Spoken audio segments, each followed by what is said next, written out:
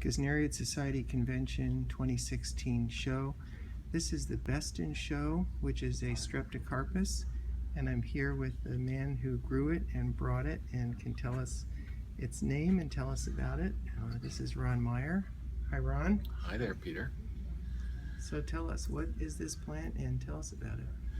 The plant is one that was hybridized by a fellow named Chris Rose, who lives in the UK.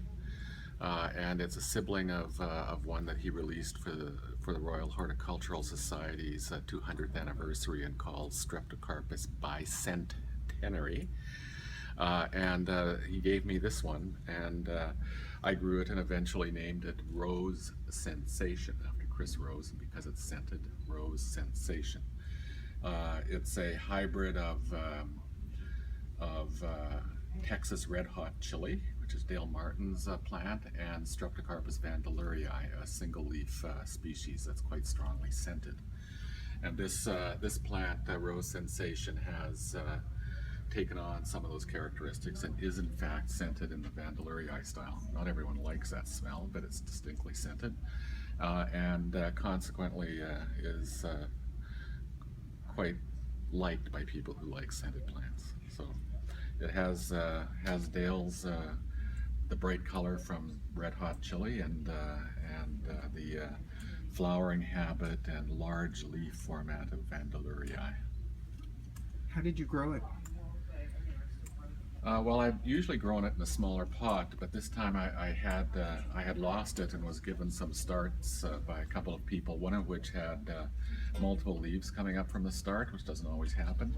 So I decided, I know what I'll do. I'll put it in a big pot, and then I transferred it up into an even bigger pot just to see how it will grow. And as you can see, it's taken to the bigger root room by producing some very large leaves, which were much longer before they were trimmed for show purposes, longer and ratty and dying at the tips.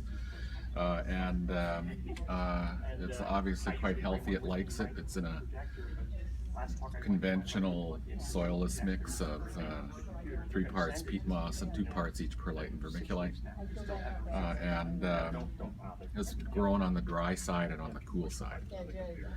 There have been times when it's wilted slightly, which I think is, generally speaking, a good thing for streps.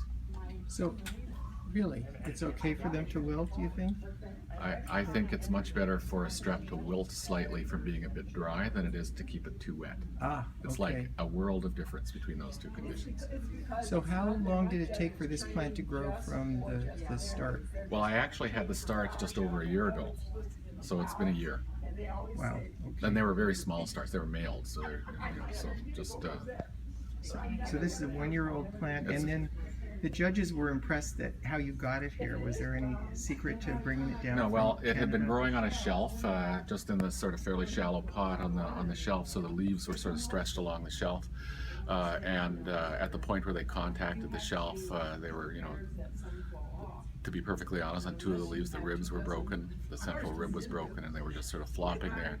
There'd been some abscission zone on some of the leaves, so it looked quite ratty at the tips. So I brought it in that form in the car, and then groomed it here and took off the lips, or the tips that were broken, and then groomed the leaves with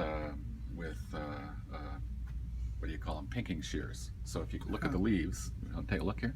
Sure. Thank you. Okay. This has been trimmed off here, and then it was using pinking shears and some other kinds of shears that gave a serrated edge just to give it a bit of serration, so it looks sort of like it does up here.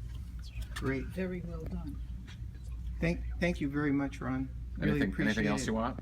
No, that's great. Congratulations on Best in Show. Okay, thanks.